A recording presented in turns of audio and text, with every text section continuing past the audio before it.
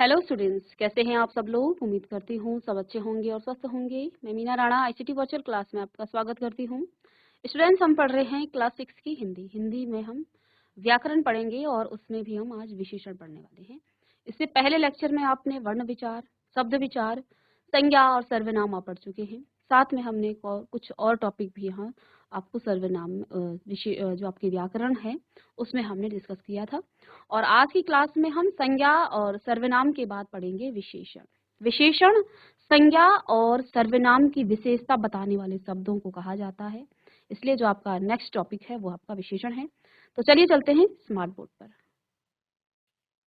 चलिए, तो विशेषण क्या होता है, विशेषण की क्या परिभाषा है, ये हम यहाँ पर तो जैसा कि देखिए हम पहले भी आपको बता चुके हैं कि संज्ञा और सर्वनाम की विशेषता बताने वाले शब्दों को हम विशेषण कहते हैं। जैसे यहाँ पर क्या लिखा है, छोटा लड़का। लड़का क्या है, लड़का आपका संज्ञा है, ठीक है। और लड़के को क्या कहा है, छोटा। तो कैसा लड़का है, छोटा लड़का। इसी प्रकार से लंबा लड़का, आदमी। तो देखो यहाँ पर आदमी की विशेषता क्या बताई गई है कि आदमी कैसा है, आदमी आपका लंबा है। हम यहाँ पर काला सांप, सांप क्या है, आपका संज्ञा है और संज्ञा की ही विशेषता यहाँ पर बताई गई है, ये आपका विशेषण हो गया है, ठीक है। लाल कपड़ा, कपड़ा आपका क्या है, कपड़ा आपका संज्ञा है और इसी की विशेषता बताई गई है, लाल कपड़ा, कपड़े की विशेषता, ठीक है। हम एक ही वस्तु या व्यक्ति की कई विशेषताएं बता सकते हैं। जैसे हमने कहा आम पीला है या पीला आम है, या तो मीठा आम, ठीक है, पका आम, ठीक है, चार आम।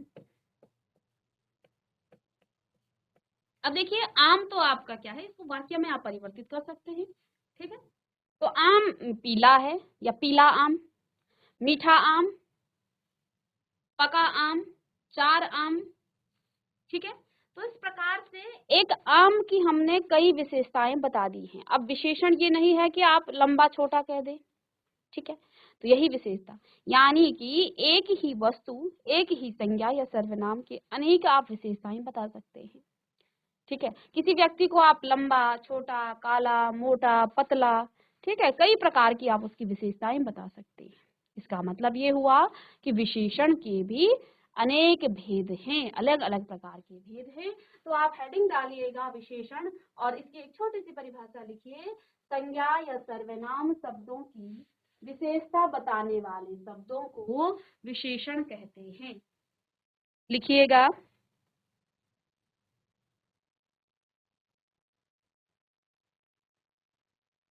संज्ञा या सर्वनाम शब्दों की विशेषता बताने वाले शब्दों को विशेषण कहते हैं।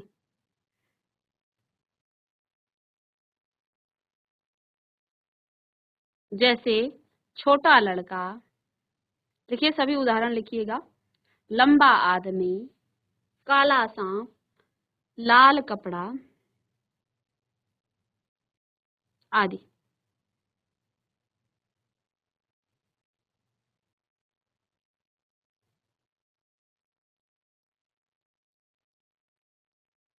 ठीक है।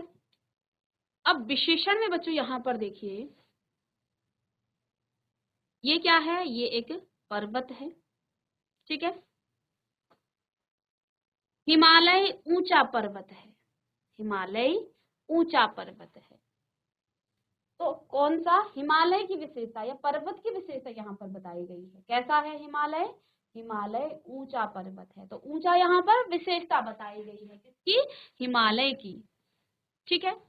इसी प्रकार से यहाँ पर आप देख पा रहे हैं समुद्र विशाल है, समुद्र कैसा है, विशाल है, यानी समुद्र की विशेषता बताई गई है।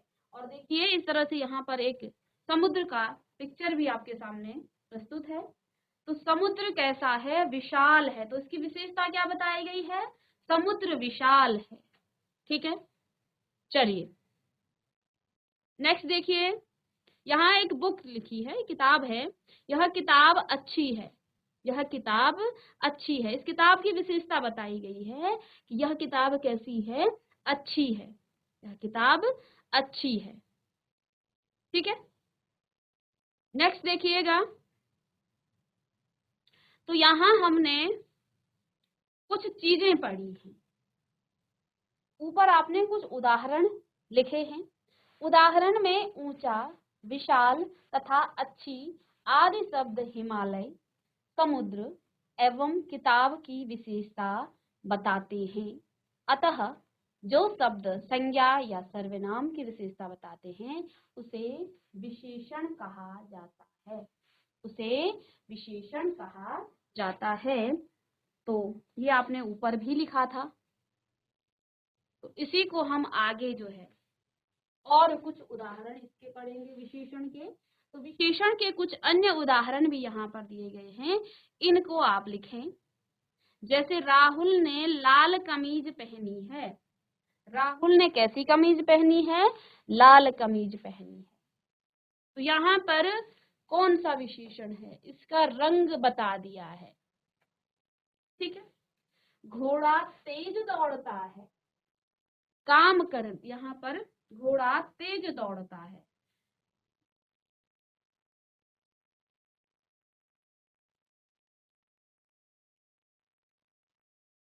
ठीक है, अब बच्चों यहाँ पर देखिए, घोड़ा तेज दौड़ता है, क्या ये तेज आपका विशेषण है? सीता धीरे धीरे बोलती है, कोयल मीठा बोलती है, आम बहुत खट्टा है, शेर दहाड़ता है, आसमान साफ है, सोहन एक अच्छा लड़का है, टोकरी में मीठे अंगूर हैं। अब इसमें से आपको विशेषण को पहचानना। देखिए यहाँ लाल शब्द किसकी विशेषता बता रहा है, कमीज की। कमीज क्या है, कमीज आपका संज्ञा है, राहुल की कमीज है, तो राहुल ने लाल कमीज पहनी है। कमीज लाल किसकी विशेषता है, कमीज की, और कमीज क्या है, संज्ञा है, वस्तु है ना। नेक्स्ट जो उदाहरण है इसमें लिखा है घोड़ा तेज दौड़ता है, क्या ये तेज आपका विशेषण है? कुछ बच्चे देखते ही बोलेंगे हाँ तेज तो क्या है, विशेषता है, विशेषण है, ये विशेषता है, लेकिन ये संज्ञा या सर्वनाम की विशेषता नहीं है। घोड़ा तेज दौड़ता है, ये दौड़ने की विशेषता अर्थात ये क्रिया की विशेषता, इसलिए ये आपका विशेषण नहीं है। सीता धीरे धीरे बोलती है, सीता धीरे धीरे, ये बोलने की विशेषता है, इसलिए ये विशेषण नहीं है। कोयल मीठा बोलती है, कोयल बोलने की विशेषता है, इसलिए विशेषण नहीं है। आम बहुत खट्टा है, आम बहुत, यहाँ पर आम की विशेषता बता दी गई है, इसलिए ये विशेषण है। आम कैसा है, बहुत खट्टा है। तो ये अब जो है किसी क्रिया की विशेषता नहीं है, बल्कि ये आम की विशेषता है। आम आपका क्या है, आम आपका एक संज्ञा है। शेर दहाड़ता है, शेर की विशेषता, तो ये भी आपका विशेषण होगा। आसमान साफ है, ये भी आपकी, जो साफ है ये भी आपकी विशेषण शब्द है। सोहन एक अच्छा लड़का है, तो ये भी आपका विशेषण होगा। टोकरी में आम मीठे अंगूर हैं, तो यहाँ पर किसकी विशेषता, कैसे अंगूर हैं, मीठे अंगूर हैं, तो ये विशेषण है। मीता जो है सुंदर है, तो मीता की विशेषता बता दी गई है, तो ये भी आपका विशेषण होगा। ठीक है, अब नेक्स्ट आपका कौवा काला होता है, तो इसमें आपका ये विशेषण है। कौवा कैसा होता है, काला, तो कौवे की विशेषता क्या है, वो काला है। बालक चतुर है, तो बालक की विशेषता बता दी गई है, तो चतुर शब्द यहाँ पर आपका क्या होगा, ये आपका क्या होगा, विशेषण होगा। हमने गुजराती गीत गाए, कैसे गीत, गुजराती गीत, गाने की विशेषता नहीं, लेकिन गीत की विशेषता, गीत कैसे हैं, गुजराती हैं, तो ये भी आपकी विशेषण है। ठीक है, इसके बाद इस डब्बे में 10 किताबें हैं, तो यहाँ पर भी ये विशेषण है, क्योंकि किताबें कितनी हैं, 10 हैं। वह बहुत डरपोक है, तो उसकी विशेषता क्या है कि वो डरपोक है। यहाँ आगे शुरुआत में कुछ वाक्य देखें जिनमें आपके विशेषण नहीं था, वो क्रिया विशेषण था। जैसे दूसरे जो वाक्य है उसमें क्या दिया गया है, घोड़ा तेज दौड़ता है। तो देखो यहाँ घोड़े तेज दौड़ने की यहाँ पर विशेषता बताई गई है। सीता धीरे धीरे बोलती है, बोलने की विशेषता है। कोयल मीठा बोलती है, बोलने की विशेषता है ना। ये कैसा बोलती है, मीठा बोलती है। ठीक है, तो इनमें कुछ विशेषण शब्द हैं, इनको आप देखिए। अब नेक्स्ट जो आपका आता है ये आपका विशेषण के भेद। विशेषण के भेद लिखिएगा, विशेषण के भेद। तो 4 यहाँ पर विशेषण के भेद हैं। पहला भेद आपका गुणवाचक विशेषण, फिर दूसरा आपका परिमाणवाचक विशेषण। परिमाणवाचक विशेषण के 2 अन्य भेद हैं, जिसमें आपका निश्चयवाचक और अनिश्चयवाचक विशेषण है। फिर संख्यावाचक विशेषण में आपका 2 अन्य भेद, निश्चय संख्यावाचक और अनिश्चय संख्यावाचक। और नेक्स्ट यहाँ पर फोर्थ है सार्वनामिक विशेषण। 4 भेद यहाँ पर विशेषण के हैं, 4 भेद हैं विशेषण के, लिखिएगा। गुणवाचक विशेषण,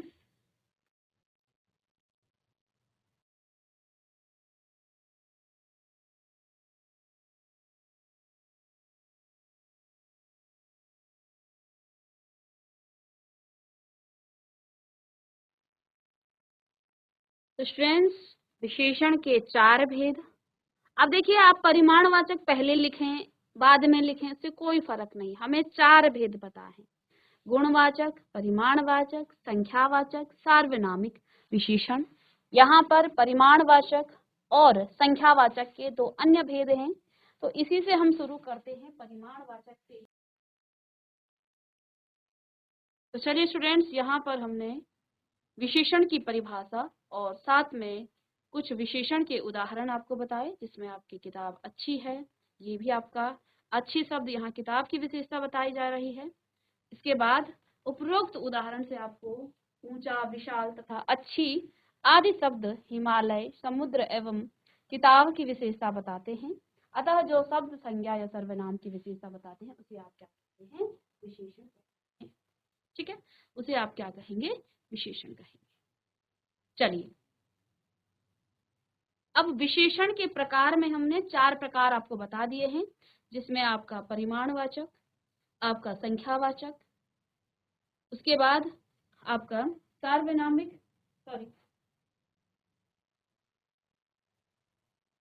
परिमाणवाचक हो गया, गुणवाचक हो गया, संख्यावाचक और सार्वनामिक विशेषण।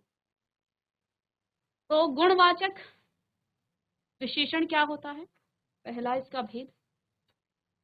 तो देखिए यहाँ पर आपको क्या बताया गया है, गांधी जी सत्याग्रही थे। पहला भेद गुणवाचक विशेषण आपने पढ़ा, गांधी जी सत्याग्रही थे।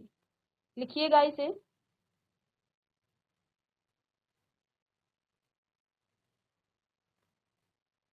पहला भेद गांधी जी गुणवाचक। तो यहाँ पर हम गांधी जी की विशेषता बता रहे हैं। गांधी जी कैसे थे, सत्याग्रही थे। गांधी जी आपके क्या है, संज्ञा हैं, और संज्ञा की ही हम विशेषता बता रहे हैं कि गांधी जी कैसे थे, सत्याग्रही थे। नेक्स्ट है आपका यहाँ पर आम मीठा है। आम कैसा है, मीठा है। आम आपकी संज्ञा है और संज्ञा की ही हम विशेषता बता रहे हैं। आम मीठा है, यानी आम की विशेषता बताई गई है, आम मीठा है। नेक्स्ट यदि हम बात करें तो यहाँ पर आपको कौन कौन सी विशेषताएं बताई गई हैं, घोड़ा काले रंग का है, घोड़े की विशेषता बता दी।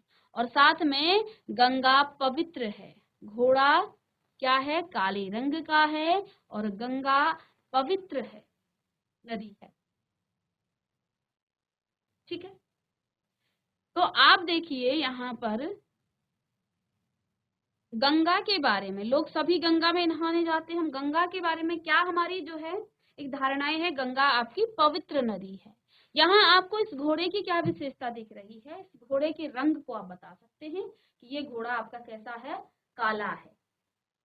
दिख रही है आपको, गंगा को पवित्र नदी कहा जाता है, तो इसलिए घोड़े और गंगा नदी की यहाँ दो विशेषताएं बताई गई हैं अलग अलग। घोड़ा काले रंग का है और साथ में गंगा पवित्र नदी है, तभी तो हम वहां अपने पाप धोने जाते हैं। ठीक है, तो इन सभी उदाहरणों से हमने 4 उदाहरण पढ़ा। पहला, गांधी जी सत्याग्रही थे। दूसरा, आम मीठा है, घोड़ा काले रंग का है, गंगा पवित्र नदी है। अब हम इस चारों से एक छोटी सी परिभाषा लिखते हैं।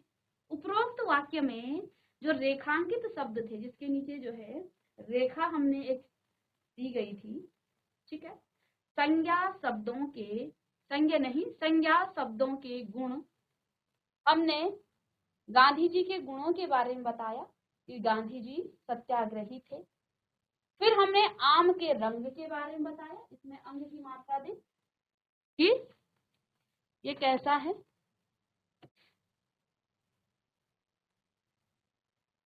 संज्ञा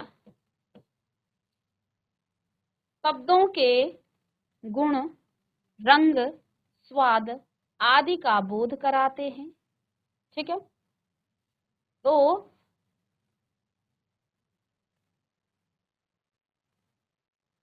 अतः जो शब्द किसी व्यक्ति या वस्तु के गुण, रूप, आकार, रंग, स्वाद आदि का बोध कराते हैं उसे हम गुणवाचक, यानी उसके रंग को आप बता सकते हैं, उसके आकार को आप बता सकते हैं, उसके रूप को आप बता सकते हैं, आप उसके गुणों के बारे में बता सकते हैं। जैसे हमने यहाँ गांधी जी के गुण के बारे में बताया कि वो सत्याग्रही थे। ठीक है, आदि शब्दों का जहाँ बोध होता है वो गुणवाचक, यानी कि बोलने का मतलब ये है किसी व्यक्ति या वस्तु के गुण जब हम बताते हैं, वो गुण आपका आकार के आधार पर हम उसे बोल सकते हैं कि उसका रंग रूप हम बता सकते हैं। जैसे हमने घोड़े के रंग के बारे में बता दिया तो घोड़े का हमने गुण बताया। ठीक है, गंगा क्या है, गंगा पवित्र नदी है, तो ये तो उसका गुण है कि वो पवित्र है। ठीक है, किसी के स्वाद की, वो आम जो है या संतरे खट्टे हैं तो यहाँ उसका हमने स्वाद बता दिया, या आम मीठा है तो ये भी उसका स्वाद है, वो मीठा है। तो ये जो है यहाँ पर हम बताते हैं तो वहाँ आपका गुणवाचक विशेषण होता है। कहते नहीं, कहते हैं। ठीक है, तो जब हम गुण, आकार, रंग, स्वाद आदि का बोध कराते हैं उसे गुणवाचक विशेषण कहते हैं। ठीक है, समझ में आया आपको? 4 उदाहरण लिखेंगे या अन्य और उदाहरण आप लिख सकते हैं। तो गुणवाचक विशेषण जहां पर किसी व्यक्ति या वस्तु के गुण के बारे में, उसके आकार के बारे में, उसके रूप के बारे में, रंग के बारे में, स्वाद के बारे में आदि का जब हम बोध कराते हैं तो वहां पर आपका गुणवाचक विशेषण होता है। ठीक है, चलिएगा।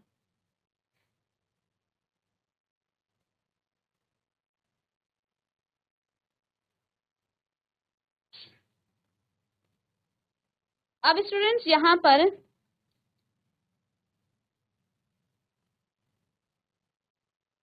और कुछ उदाहरण आपके सामने प्रस्तुत हैं। दूसरा हमारा भेद था परिमाणवाचक विशेषण, परिमाणवाचक विशेषण। ठीक है, परिमाणवाचक विशेषण। तो आप देखिए, परिमाण का मतलब जैसे यहाँ पर क्या दिया गया है, एक रस्सी आपके सामने प्रस्तुत है, एक रस्सी यहाँ प्रस्तुत है। ये सामने आपको रस्सी दिख रही है, आपने इस रस्सी को नापा और आपने कहा ये रस्सी जो है आपकी 4 मीटर लंबी है। तो आपने क्या कह दिया कि रस्सी जो है 4 मीटर रस्सी। फिर आपके सामने यहाँ पर 4 मीटर रस्सी। फिर जैसे यहाँ पर आपके पास एक पैकेट चावल का है और ये जो है 1 किलो का है, तो हमने इसको तोला, इसको तो हमने रस्सी को मापा और कितना आया, वो 4 मीटर आया। फिर इसको आपने तोला, 1 किलो चावल। ठीक है, 1 किलो चावल।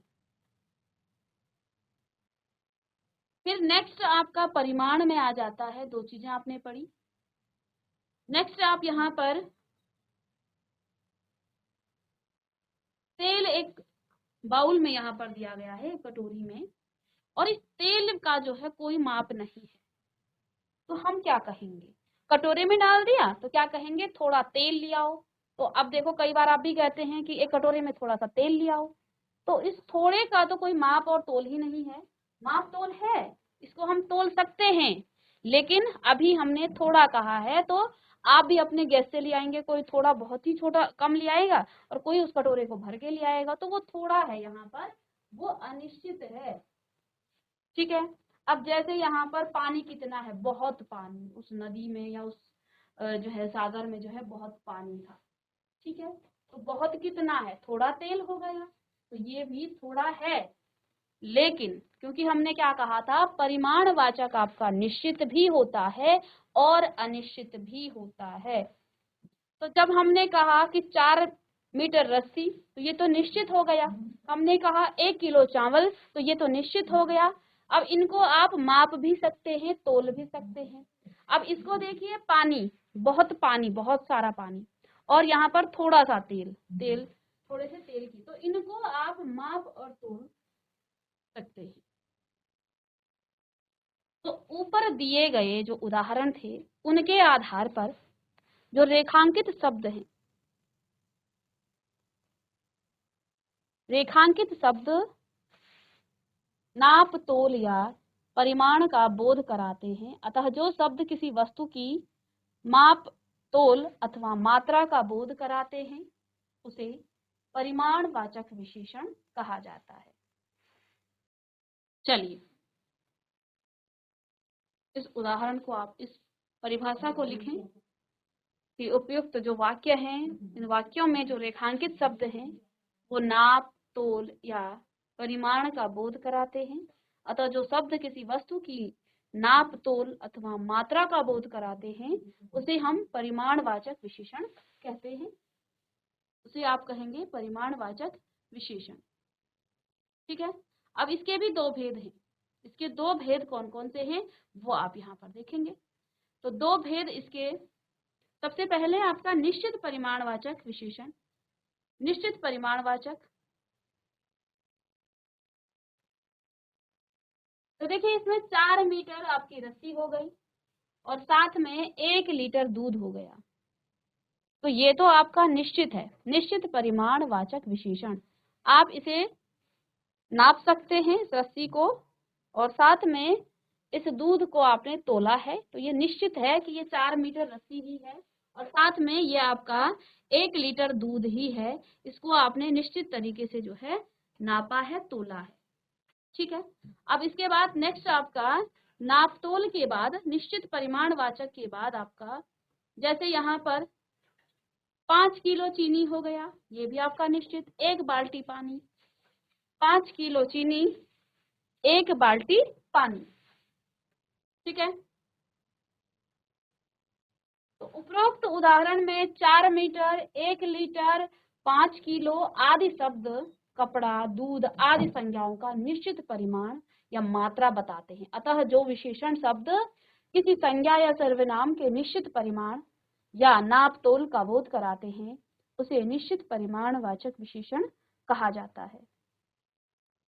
तो उसे हम निश्चित परिमाणवाचक विशेषण कहते हैं। चलिए,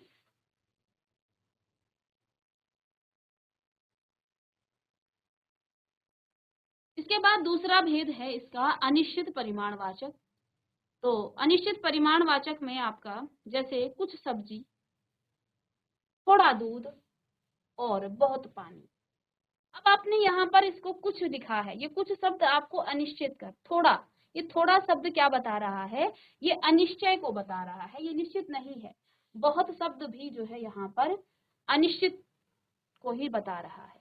तो उपयुक्त वाक्यों में कुछ, थोड़ा, बहुत आदि शब्दों से वस्तु की निश्चित मात्रा का बोध नहीं होता है। अतः जिन विशेषण शब्दों से किसी वस्तु की निश्चित मात्रा या नाप तोल का बोध नहीं होता, उसे अनिश्चित वाचक, अनिश्चय परिमाणवाचक, ठीक है, विशेषण कहते हैं।